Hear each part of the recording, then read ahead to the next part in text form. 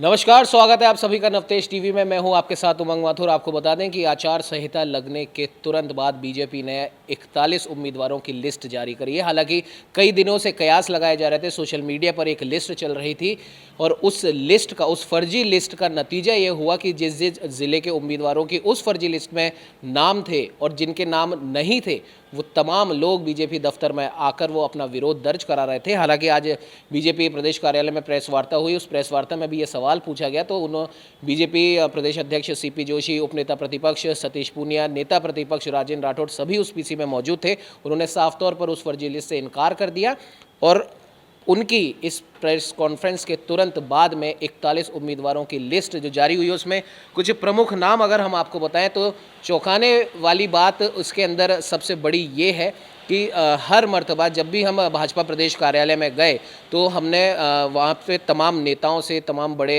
लोगों से उनसे हमने पूछा क्या इस बार बीजेपी की लिस्ट में राजस्थान में क्या मध्य प्रदेश का जो फॉर्मूला है वो दोहराया जाएगा, क्या सांसदों को विधायक का चुनाव लड़वाया जाएगा। तो उस समय तो उन्होंने कुछ नहीं बोला, लेकिन इस लिस्ट के अंदर हम आपको बता दें कि करीब 7 सांसद हैं जो विधायक की तरह अब चुनाव लड़ेंगे, जिसमें प्रमुख तौर पर अगर हम नाम आपको बताएं तो नरेंद्र कुमार, राज्यवर्धन सिंह राठौड़, दिया कुमारी, बाबा बालकनाथ, किरोड़ीलाल मीणा, भागीरथ चौधरी, देवजी पटेल।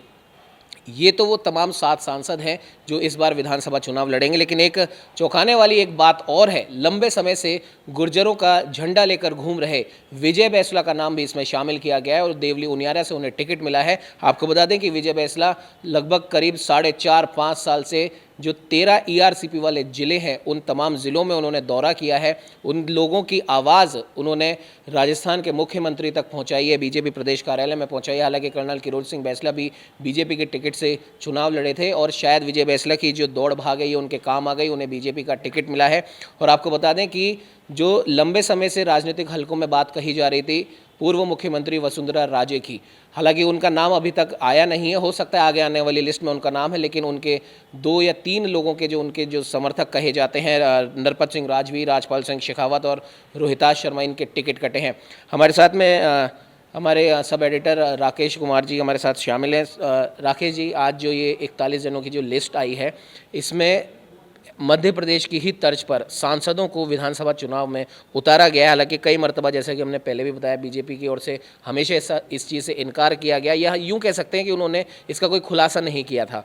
लेकिन क्या आपको लगता है कि इस बार के चुनाव रोचक हैं, थोड़े बीजेपी के लिए कठिन है, इसलिए सांसदों को उतारा गया है? देखिए, रोचक तो बहुत है और यकीन मान के चलिएगा जिस तरीके की रणनीति पर बीजेपी काम कर रही है, मेरे ख्याल से बहुत ज़बरदस्त रणनीति है। और महत्वपूर्ण बात यह कि वसुंधरा राजे के तेवर को देखते हुए तमाम कयास जो है या तमाम आकलन झूठे साबित हुए हैं। ये माना जा रहा था शायद आलाकमान पूरी तरह से सहमति और समर्थन के मूड में है और ये लग रहा था, लेकिन चित्तौड़गढ़ में पीएम मोदी की रैली के बाद में जो बदले बदले से तेवर लगे तो कहीं ना कहीं उसका रूप ये लिस्ट है। 7 सांसदों का जिक्र आपने किया है। किरोड़ीलाल मीणा अपने आप में बड़े तेवर के व्यक्ति है, पार्टी में बड़ा कद है और 5 साल लगातार सड़कों पर संघर्ष उन्होंने किया है, पेपर लीक माफिया के खिलाफ अपना बिगुल बजाया है।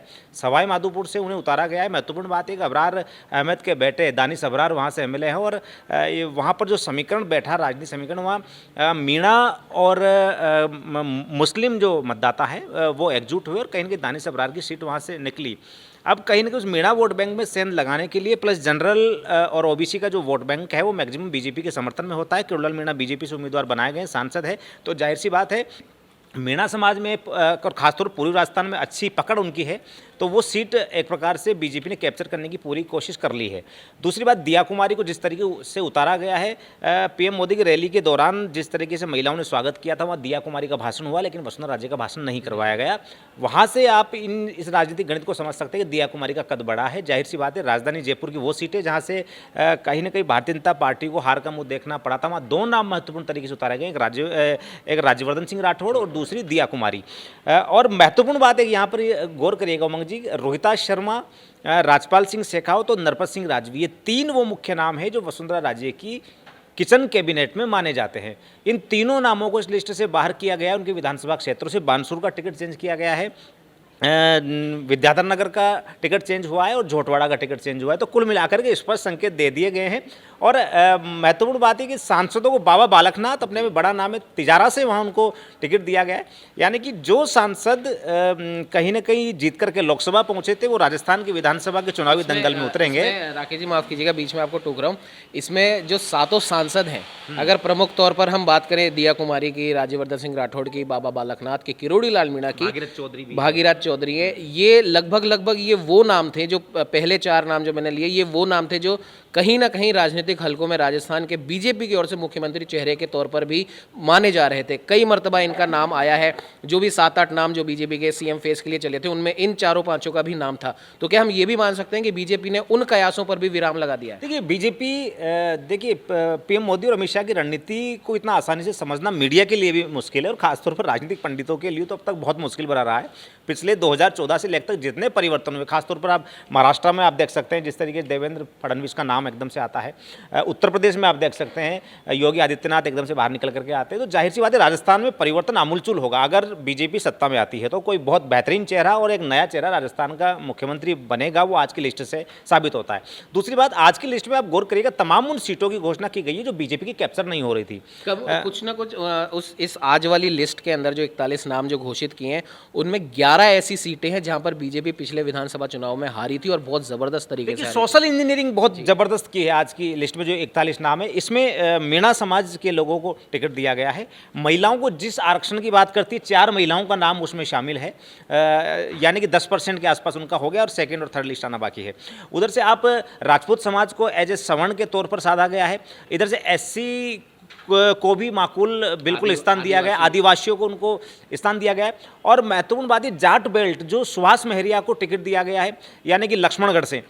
इधर से आप आ जाइए, जो सीएलसी के डायरेक्टर हैं सीआर चौधरी शायद उनका नाम है, उनको टिकट दिया गया, जो मेरे ख्याल से 1 महीने पहले पार्टी में शामिल हुए थे। बड़ा दबंग नाम है और दिग्गज नाम है, जाट नेताओं में माने जाते हैं। यानी कि अब की बार हनुमान बेनीवाल के अलावा बीच कांग्रेस के अगर जाट वोट बैंक में कोई सेंध लगाने वाली है तो भारतीय जनता पार्टी है, पूरी तरह से जाट कोर वोट बैंक पर काम कर रही है। जिस तरीके से दिव्या, माफ कीजिएगा, ज्योति मिर्धा पार्टी में शामिल हुई तो कहीं ना कहीं तय हो गया था कि अब बीजेपी का मूवमेंट जाटों की तरफ जाने वाला है। इधर आप पूर्वी राजस्थान की तरफ जाएंगे तो किरोड़ी लाल मीणा पूरी तरीके से 5 साल सक्रिय रहे, ईआरसीपी का मुद्दा उन्होंने पूरा कैप्चर रखा और तमाम वोट बैंक को साधे रखा। तो इधर सवाई माधोपुर का जो क्षेत्र है वहां पर इन्होंने एक्टिव किया किरोड़ी लाल मीणा को। इधर आप जयपुर की साइड आ जाते हैं तो राज परिवार से दिया कुमारी आती है। जयपुर का राजघराना रहा है, पूर्व राजघराना रहा है, तो जाहिर सी बात है आम आवाम में उनके प्रति संपत्ति भी है, भावनात्मक लगाव भी है और राज परिवार के प्रति श्रद्धा भी है। तो जाहिर सी बात है यहाँ जो जयपुर में कैप्चर करने की कोशिश है, खासतौर पर राजधानी से जो सीटें ये लोग हारे थे उन सीटों को वापस कैप्चर करने की तैयारी है। राज्यवर्धन सिंह राठौड़ को जयपुर ग्रामीण सांसद से हटा करके आप यहाँ पर लेकर के आए, अपने आप में बड़ा नाम है, पीएम मोदी की गुड लिस्ट में आते हैं, पहले कार्यकाल में मंत्री रहे हैं, राजपूत समाज का बड़ा चेहरा माने जाते हैं।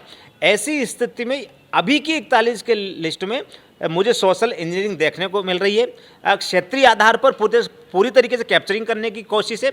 और महत्वपूर्ण बात यह कि जो सांसद एक बड़े मार्जिन के साथ में जीत करके संसद पहुंचे थे, यकीन मानिएगा कांग्रेस को सोचना बनता है इस जगह पर जो 41 नामों की पहली लिस्ट आई है। बिल्कुल, और इसके अंदर एक रोचक नाम आपको विजय बैसला जी का नाम है, देवली उनियारिया से उन्हें टिकट मिला है। उनका भी कहीं ना कहीं 4.5-5 साल, वो भी ईआरसीपी वाले ज़िले हो या गुजरों का जो भी मामला है, वो पूरी तरीके से 4.5-5 साल वो तमाम इन ज़िलों में घूमे हैं, गांव-गांव धाड़ी वो गए। तो उनका नाम कितना चौंकाने वाला आपको लगा? देखिए, मैं सोशल इंजीनियरिंग की बात इसलिए कर रहा हूँ, आप यकीन मानिएगा इस लिस्ट में संघ और बीजेपी का मिला जुला उलटफेर है। विजय बैसला जिसको जिस क्षेत्र से टिकट दिया गया देवली उनियारा क्षेत्र है, और महत्वपूर्ण बात है कि राजेंद्र गुर्जर वहां से पूर्व विधायक रहे, अभी हरीशचंद्र मीणा एमएलए हैं। राजेंद्र गुर्जर बीजेपी से एमएलए रहे हरीशचंद्र मीणा के पहले वाले कार्यकाल में, अच्छे मार्जिन से जीत करके आए थे, संघ के स्वयंसेवक माने जाते। अचानक नया चेहरा राजेंद्र गुर्जर के तौर पर सामने आता है और जीत करके पहुंचते। हरीश मीणा के समय में, यानी कि पिछले विधानसभा चुनाव में जब पायलट आंधी चली और गुजरों का वोट बैंक पूरी तरीके से पायलट के फेवर में डाइवर्जन हुआ, तो वहां पर जो गुजरों के वोट हैं वो पूरी तरीके से हरीश मीणा के पास में गए। तो जाहिर सी बात है हरीश मीणा की सीट वो निकली। अब की बार विजय बैसला को टिकट दिया गया है तो सचिन पायलट के गुजरों के डाइवर्जन को जो 2018 में केस किया गया था उसको दोबारा से केस करने के लिए, यानी कि देवली उनियारा का जो पूरा क्षेत्र है, उधर से आप यहाँ तक सवाई माधोपुर से दौसा तक की जो पूरी बेल्ट है, वहाँ पर गुर्जरों का अच्छा बाहुल्य है। गुर्जर प्लस ओबीसी प्लस सामान्य, इन तीनों समाजों को साधने के लिए विजय बैसला को उतारा गया है। कर्नल किरोड़ी बैसला का अपना एक बड़ा नाम रहा है, बीजेपी से सांसद का चुनाव उन्होंने लड़ा था, उनके बेटे हैं, जाहिर सी बात है गुर्जर समाज में अच्छी पैठ है। हालांकि सचिन पायलट के स्तर की बात कर पाना बड़ा मुश्किल है, उनके कद का गुर्जर नेता बन पाना बड़ी मुश्किल बात है, लेकिन चूंकि विजय बैसला उतरे हैं, अभी की उस विधानसभा क्षेत्र के हालात ही हैं कि गुर्जर ओबीसी प्लस सामान्य, अगर तीनों की एकजुटता के साथ में पोलिंग होती है तो यकीन मानिएगा विजय बैसला जीत करके निकल रहे हैं। बिल्कुल। और अगर हम बात करें, अभी थोड़े दिन पहले शिवसेना शिंदे वाली शिवसेना में शामिल हुए राजेंद्र गोड़ा की, तो कहीं ना कहीं ये कयास लगाए जा रहे थे, क्योंकि शिवसेना केंद्र में बीजेपी के साथ में है, महाराष्ट्र में बीजेपी के साथ में है, तो शायद हो सकता है कि राजेंद्र गोड़ा की उदयपुर वाटी सीट से बीजेपी कोई उम्मीदवार घोषित ना करे, लेकिन शुभकरण को बीजेपी ने उदयपुर वाटी से राजेंद्र गोड़ा वाली सीट से ही उन्होंने उतारा है, उन्हें टिकट दिया, उस पर क्या कहेंगे? देखिए, बीजेपी ये रिस्क अब नहीं खेलेगी। हनुमान बेनीवाल के समय उनके साथ धोखा हो चुका है, और हनुमान बेनीवाल ने जिस तरीके से कुछ समय बाद ही राजस्थान बीजेपी को तो आंखें दिखाना शुरू किया है, तो केंद्रीय नेतृत्व तक को आंखें दिखाना शुरू कर दिया था, और लोकसभा में भी कहीं ना कहीं एनडीए के खिलाफ जमकर बोले थे, और इस बात को पार्टी भूली नहीं है। एक बार जो गलती इनसे हुई है, हनुमान बेनीवाल को समर्थन देकर के, उसमें पार्टी की आवश्यकता भी थी, इसलिए समर्थन दिया गया। अब की बार पार्टी पूरे मूड में है, और कहीं ना कहीं ये मान के चलिएगा उदयपुर वाटी से जो टिकट दिया गया है, सुकर्ण चौधरी का एक बड़ा नाम है, बड़ा ओहरा है, बड़ा कद है, तो जाहिर सी बात है वहाँ पर इस प्रकार की गलती वो दोबारा नहीं करना चाहेगी, क्योंकि गुढ़ा का जो नेचर है, आप यकीन मानिएगा बीजेपी तो क्या आम व्यक्ति पे भरोसा नहीं करता है, क्योंकि आप बसपा थे, बसपा से कांग्रेस में आ गए, कांग्रेस से आप शिवसेना में आ गए, तो एक प्रकार से वहाँ का, हालांकि गुढ़ा की अच्छी बात यह है कि वहाँ के स्थानीय वोट बैंक में पकड़ उनकी अच्छी है, लगातार विधायक रहे हैं, वो अक्सर बोलते भी हैं कि मेरे पास पार्टी का टिकट जो है मैटर नहीं करता है, यहाँ पर राजेंद्र गुढ़ा मैटर करता है, उनका चेहरा मैटर करता है, मैं निर्दलीय भी अगर लड़ता हूँ जीत के आ सकता हूँ, एक अच्छी छवि उनकी वहाँ पर है, और लोगों में मानसिकता भी है उनके प्रति। लेकिन महत्वपूर्ण बात यह है कि पार्टी भले ही वहाँ से चुनाव हार जाएगी, लेकिन गलती से अगर चुनाव जीत जाती है तो यकीन मानिएगा एकनाथ शिंदे वाली शिवसेना वो आपका केंद्र में पैक्ट हो सकता है, क्योंकि हनुमान बेनीवाल का समर्थन भी इसीलिए किया गया था कि आपने एनडीए से पैक्ट किया था, और यही बात हनुमान बेनीवाल लगातार बोलते रहे कि मेरा एनडीए से पैक्ट है, राजस्थान बीजेपी से पैक्ट नहीं है, यानी कि दो मुंही बातें दोबारा ना हो और भविष्य में बीजेपी को कोई लॉस ना उठाना पड़े, इस चक्कर में। मतलब उदयपुर वाटी वो सीट है, अगर मान लीजिए अगर जो शुभकरण चौधरी को जो उम्मीदवार बनाया, अगर मान लो अगर वो जीत जाता है, तो सबसे बड़ी बात जो कि जो हनुमान बेनीवाल के एपिसोड के समय हुई कि ब्लैकमेलिंग वाला कोई मामला नहीं रह जाएगा, और मान लीजिए हार भी जाते हैं तो वहाँ से शिवसेना का सपोर्ट बीजेपी को होगा। तो राजनीतिक रूप से बीजेपी अपने प्रतिद्वंदी के साथ में, यानी अशोक गहलोत के सामने जो वो अपने साथ कभी नहीं चाहेगी। भारतीय जनता पार्टी राजेंद्र गुढ़ा के राजनीतिक चरित्र को अच्छी तरह से जानती है, और हनुमान बेनीवाल के रूप में पहले भुगत चुकी है। और राजेंद्र गुढ़ा ने जिस तरीके से लाल डायरी वाला पूरा एपिसोड हुआ था, या यूँ कहे आप जब बसपा में थे, आपको जब लाभ की आशा थी तो आप कांग्रेस में आ जाते हैं, उसके बाद में जैसे आपका कार्यकाल टर्म खत्म होने की तैयारी होती है, आप सीधा पहुंच जाते हैं बगावत के मूड में, और अब आप पहुंच जाते हैं एकनाथ शिंदे वाली शिवसेना में।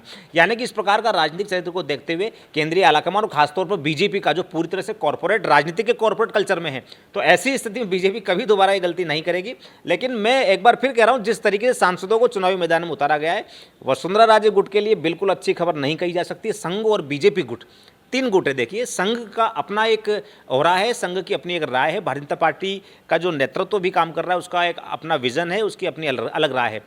उनके पैरेलल जो वसुंधरा गुट है, तीसरा गुट, उसके लिए बहुत बुरी खबर है पहली लिस्ट में, और उनके तमाम जो खासतौर पर 3 विश्वास जिनका मैंने नाम लिया, रोहिता शर्मा अपने आप में बड़ा नाम माने जाते हैं मानसूर से, उनका टिकट इसमें काटा गया है। नरपत सिंह राजवी हैं, राजपाल सिंह शेखावत है, जो कहीं ना कहीं ओपन अपने बयानों से वसुंधरा जी के समर्थन में लगातार घोषणाएं करते रहे हैं, उनका टिकट कटना। अब यकीन मानिएगा, अब जो सेकंड लिस्ट आएगी उसमें कई ऐसे चेहरे होंगे जो इस बार चुनावी दंगल से बाहर होंगे, उसमें कई नाम है। आप राजधानी जयपुर के भी उसमें कई नाम होंगे, मालवीय नगर विधानसभा सीट का भी उसमें जिक्र किया जाएगा, खासतौर पर सांगानेर का भी उसमें जिक्र किया जाएगा, महत्वपूर्ण है।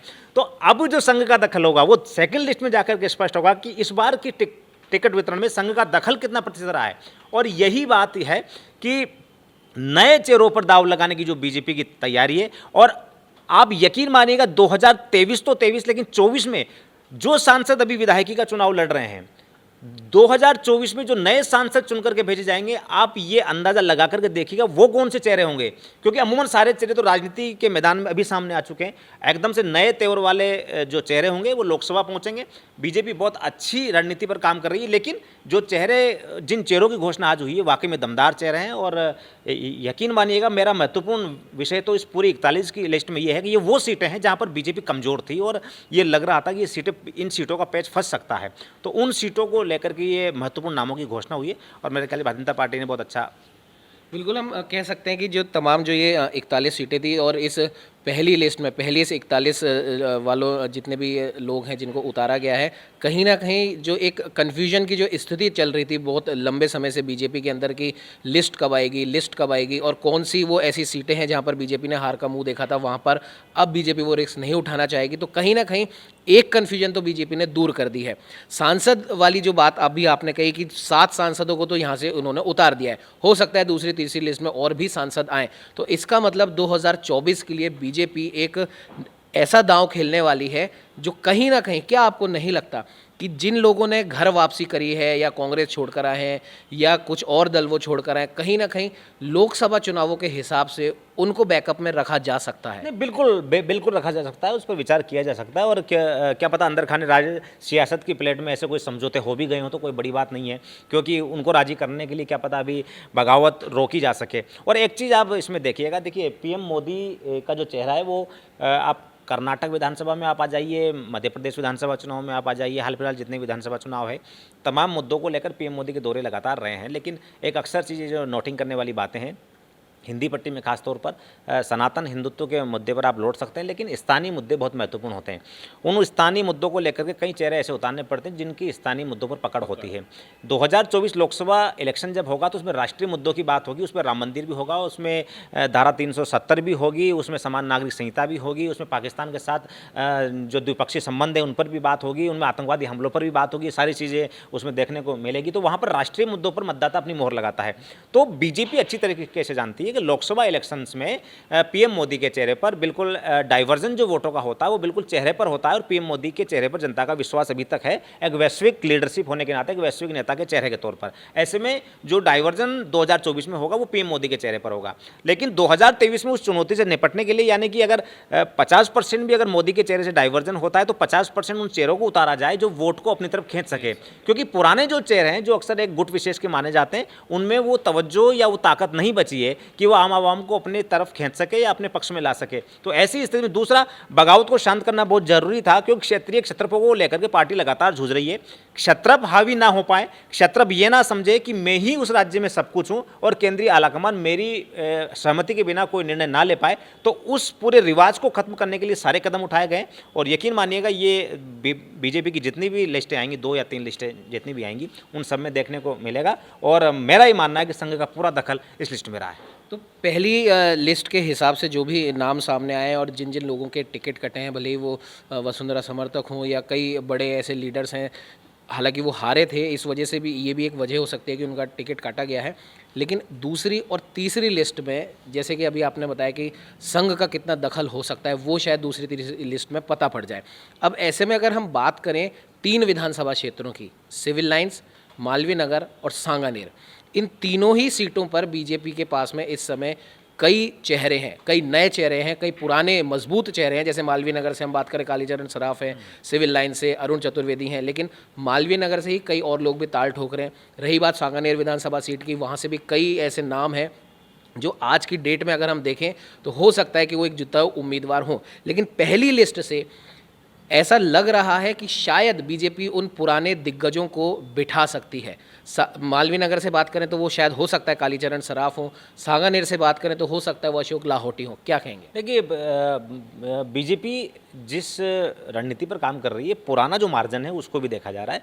और 2018 की काउंटिंग में मैं खुद उस काउंटिंग में मौजूद था और मालवीय नगर क्षेत्र की वो काउंटिंग थी, मैं उस रूम में था। तो आप यकीन मानिएगा, जब पेटी ओपन होने वाली थी, लास्ट जब ईवीएम की बात चल रही थी, काउंटिंग होने वाली थी लास्ट उसकी, तो उस समय जो वहाँ के कालीचरण सराफ, वो बिल्कुल इस तरीके से ये मान के चलिएगा, वो 10 मिनट का जो खेल था उसमें ये स्वीकार हो चुका था कि भारतीय जनता पार्टी मालवीनगर सीट हार चुकी है और अर्चना शर्मा जो कांग्रेस की है वो निकल चुकी है।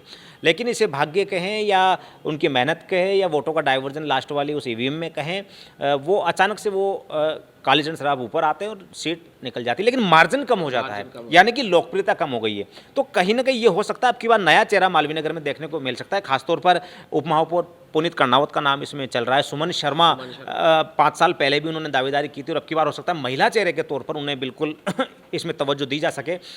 मालवीय नगर में निश्चित तौर पर नया चेहरा आने की पूरी संभावना है। सिविल लाइंस की अगर हम बात करें तो प्रताप सिंह खाचरियावास के सामने अमूमन सिविल लाइंस भी संघ कैडर की सीट मानी जाती है और अरुण चतुर्वेदी संघ का ही चेहरा माने जाते हैं। लेकिन कहीं ना कहीं जिस तरीके से पिछली बार का जो भी वोटिंग परसेंटेज वो रहा और पूरी तरीके से चीज़ें डाइवर्जन नहीं हो पाई, तो ऐसी स्थिति में शायद अरुण चतुर्वेदी की जगह चेंज की जा सकती है और वहाँ पर नए चेहरे को उतारा जा सकता है। सांगानेर सबसे रोचक है। सांगानेर विशुद्ध रूप से भारतीय जनता पार्टी संघ के आनुषांगिक संगठन आरएसएस इन सब की का एक गढ़ माना जाता है और वहाँ पर ये कहा जाता है कि सांगानेर में जो भी चेहरा होगा उसको सिर्फ भारतीय जनता पार्टी के टिकट की दरकार होती है, वो सीट उसके फेवर में निकल जाती है। तो ऐसी स्थिति में अशोक लाहोटी को लेकर के पार्टी के अंदर भी चीज़ें ठीक नहीं है गुटबाजी के मामले में। दूसरा, सांगानेर का जो आम आवाम है वो पिछले 5 सालों में वहाँ का स्थानीय कार्यकर्ता भी अशोक लाहोटी से नाखुश है, नाराजगी है और इस चीज़ को बीजेपी के सर्वे में स्वीकारा जा चुका है और कहीं ना कहीं ये तमाम वहाँ के लोगों को या राजनीतिक क्षेत्र में जानने वाले लोगों को ये आकलन और अंदाजा है कि अशोक लाहोटी अगर आपकी बार टिकट लेकर के आते हैं तो ये सीट कांग्रेस के पाले में जा सकती है। क्या इस पूरे फैक्टर में अगर हम बात करें पुष्पेंद्र भारद्वाज की जो भी मेहनत है, कार्यकर्ता से जुड़ाव है, क्या वो फैक्टर भी यहाँ पर देखा जाएगा? और क्योंकि पुष्पेंद्र भारद्वाज पिछले 4.5-5 साल में सांगानेर में काफ़ी एक्टिव रहे हैं, तो उनकी टक्कर का या उनको हम कह सकते हैं कि उनको धूल चटाने वाले किसी ऐसे उम्मीदवार को वहाँ उतारा जाए जो लोकप्रिय भी हो। देखिए, वहाँ सिर्फ एक इसमें संघ की सीट के अलावा है कि ब्राह्मण सीट भी मानी जाती है। इसमें कई लोग अपना दाव आजमा चुके हैं। कांग्रेस से सुरेश मिश्रा भी अपना दाव आजमा चुके हैं। इधर से पुष्पेंद्र भारद्वाज की सीट तब निकलती है जब पुष्पेंद्र भारद्वाज से हल्का कैंडिडेट वहाँ पर उतरे। देखिए, घनश्याम तिवारी जी की बगावत के बाद में अशोक लाहोटी को वहाँ से टिकट दिया गया। परंपरागत सीट थी, पुष्पेंद्र भारद्वाज नए थे, तो जाहिर सी बात से जो परंपरागत सीट के तौर पर, क्योंकि घनश्याम तिवारी एक बड़े मार्जिन से वहाँ से जीतते रहे हैं, तो वो वोटों का डाइवर्जन अशोक लाहोटी के फेवर में हुआ। लेकिन अशोक लाहोटी उस क्रेडिबिलिटी को कायम नहीं रख पाए और इन 5 साल में उनके खिलाफ एंटी इनकम्बेंसी है विधानसभा क्षेत्र में। पुष्पेंद्र भारद्वाज ने 5 साल संघर्ष किया, माना जा सकता है, लेकिन पुष्पेंद्र भारद्वाज सीट तब निकाल पाते हैं जब पुष्पेंद्र भारद्वाज से कम काबिलियत वाला व्यक्ति वहाँ पर, यानी कि खासतौर पर अशोक लाहोटी को ही अगर टिकट दिया जाता है तो पुष्पेंद्र भारद्वाज के फेवर में चीज़ें जाना तय है। लेकिन वहाँ पर अगर संघ के जो 2-3 लोग टिकट मांग रहे हैं, खासतौर पर महानगर टाइम्स के गोपाल शर्मा जी भी वहाँ पर लगे हुए हैं, इधर से प्रताप राव पूर्व प्रचारक रहे हैं और पत्रकार भी रहे हैं, उनका भी अपना एक ओरा है क्योंकि उनके पारिवारिक जो सदस्य जयराम ठाकुर है वो सीएम रहे हिमाचल के। तो ऐसी स्थिति में नया बीजेपी पूरी तरीके से नया चेहरा उतारने की तैयारी, क्योंकि परंपरागत सीट बीजेपी नहीं खोना चाहेगी और ऐसी स्थिति में अशोक लाहोटी का शायद टिकट काटा जा सकता है और अगर बीजेपी को ये सीट बरकरार रखनी है तो सांगानेर में नया चेहरा उतारना ही पड़ेगा। बिल्कुल। एक क्लोजिंग नोट के तौर पे राकेश जी, पहली जो सूची जारी हुई है उसको देखकर अब आपको क्या लगता है कि बीजेपी का इन विधानसभा चुनावों में अगला कदम क्या होगा या क्या वो मास्टर स्ट्रोक होगा सीएम का चेहरा? देखिए, मार मनोबल का दौर अभी तो शुरू होगा पहले तो, क्योंकि अपने आप में एक वर्चस्व वाले क्षत्रप को इन तमाम चीज़ों से बाहर रखना बड़ी चुनौती होता है और इस बात का आकलन, नुकसान और अंदाज़ा मेरे ख्याल से केंद्रीय का जो कार्यकारिणी लगा चुकी होगी, कितना असर हो सकता है, कितना नुकसान हो सकता है और हो सकता है कुछ पैक्ट भी हुए तो अंदर खाने की बातें हो सकती है। लेकिन बीजेपी पूरी तरीके से नए मूड में है, नए तेवर में है और नए चेहरों के ऊपर दाव लगा रही है। नए चेहरों का मतलब ये है कि वो चेहरे जो जनता में स्वीकार्य हैं, उसमें भले सांसद हो, चाहे पूर्व सांसद हो या क्षेत्रीय क्षेत्रप हो। जैसे आप यहाँ पर सीएलसी के जो डायरेक्टर है सीआर चौधरी, जिनकी अपन बात कर रहे हैं, उनको टिकट दिया गया, 1 महीने पहले पार्टी में आए, तो उनका एक जाट नेता के तौर पर अच्छा वर्चस्व है, डायरेक्टर सीएलसी का बड़ा नाम है, तो ऐसी स्थिति में उनको टिकट दे, यानी कि सीधा एक फोकस पर काम किया जा रहा है। जिताऊ उम्मीदवार हो लेकिन किसी गुट से संबंधित ना हो और केंद्रीय आलाकमान के प्रति जिम्मेदार हो, क्षेत्रीय क्षेत्र बनने की कोशिश ना करे। जिन जिन ने क्षेत्रीय क्षेत्र के समर्थन में अपनी भाषणबाजी की, अपने बयान दिए, उन सबको इस लाइन से बाहर किया जा चुका है और आगे भी किया जाएगा। बिल्कुल।